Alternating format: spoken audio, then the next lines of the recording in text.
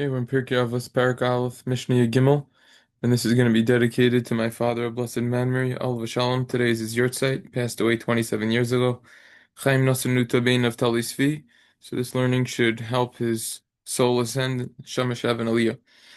Hu Haya Omer, the Mishnah says that Hillel would say, Nogid Shema Avid Shema. Someone who seeks a good name will lose his name, his reputation. You want to try to get popular, you're not going to end up being popular. Udalo Mosif Yosef. And someone who doesn't add to his learning will end up decreasing. Udalo Yalef Kitalachayev. And someone who doesn't learn Torah altogether deserves death. Ude Ishtamash Betaga Chalaf. And someone who exploits the clown of Torah shall fade away. What's the idea over here? This is a very harsh mission over here. Tiferes Yishal explains that someone who wants to become famous will lose his reputation. Someone who tries to increase the respect that he doesn't deserve will even lose the respect that he does deserve. The Gemara in Eruvin says, "Kol haroidif achar a kavod bareich mimenu." Gemara in Eruvin Yud Gimel says, "Whoever tries to run after honor, the honor will run away from him." The pasuk says in Koheles Gimel, "Tov shem tov mishemen tov." A good name is better than a good oil. And the Gemara discusses the importance of a good name in Brachos on Yud Zayin. Ashrei Misha Gadol b'Torah v'Amlu b'Torah v'Yisnachas Ruach liyoitzo. The Gadol b'Shem Tov v'Nifter b'Shem Tov min ha'olam. Praiseworthy and fortunate is someone who grew up in a Torah environment, and he toiled with Torah, and he gives pleasure to his Creator, and he was raised with a good name, and he departs with a good name. How could we reconcile this with our Mishnah? We see the good name is good and is certainly important. Answers the Tiferes Yishal. The good name should come from the good deeds that one performs, the good things that he does, not from running after a good name, performing the acts only to get a good name.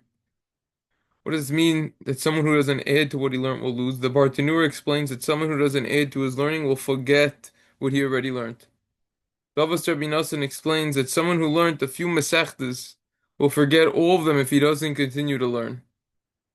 So Avos Rabbi Nosson Yud Beis Yud Beis. Tiferes Yishal explains that someone who doesn't add to his learning will get punished by prematurely dying, since the purpose of life is to add to our completeness. Why should someone who believes he's complete continue to live? You're decreasing, you're going to decrease from your life if you don't. When the Mishnah says if you don't increase your learning, then you're going to decrease it and you're going to lose. That means it's a premature death because you're not trying to work on yourself. That's the deeper idea. So then what's the point? And Rabbeinu Yonah actually echoes this idea. Rabbeinu Yonah says, Mishu Chacham, someone who's wise, and he doesn't want to, he doesn't want to add wisdom on the wisdom that he already has. He doesn't want to grow. Yomer Belibo, he says, I already learned enough. Already learned a lot. I would have to burden myself with this.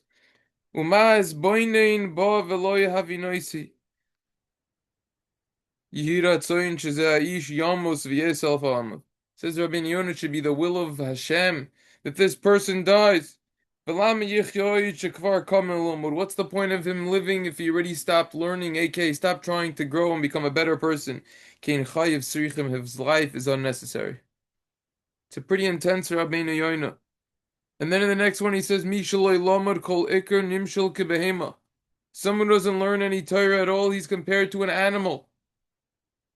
This is referring to someone isn't trying to grow and he's in an environment that he knows that growth is important. And still he doesn't. Because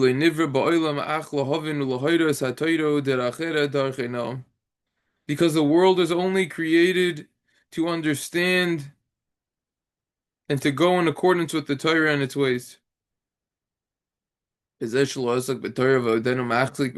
someone who doesn't learn Torah and he still has a wickedness attached to him,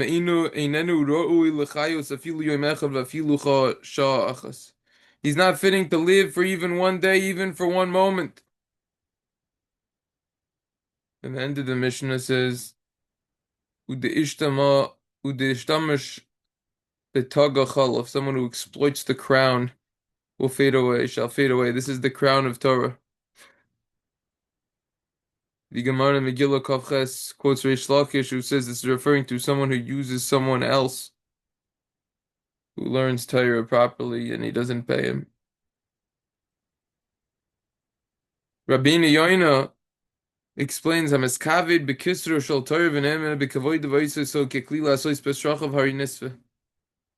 Someone who uses the crown of Torah and gets pleasure from the honor of it and uses it as like a vessel to perform his needs. Not going to be a good end. He's going to fade away.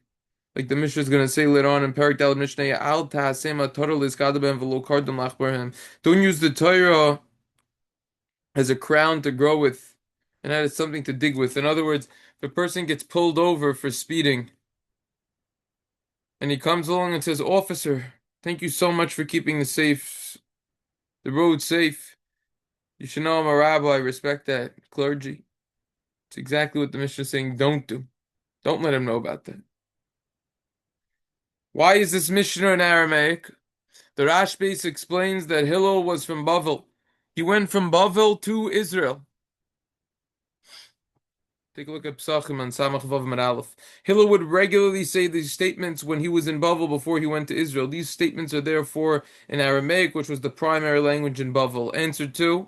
Hillel said these statements in Bavel and Aramaic in order that everyone would understand him and understand these statements. Since someone who stumbles with these statements is a sinner and will be punished, Hillel wanted everyone to understand what he was saying. Answer number 3. The Abates explains that Hillel said these statements when he was in Israel. This is the Lechem Shamayim. Since these statements are difficult for people to listen to.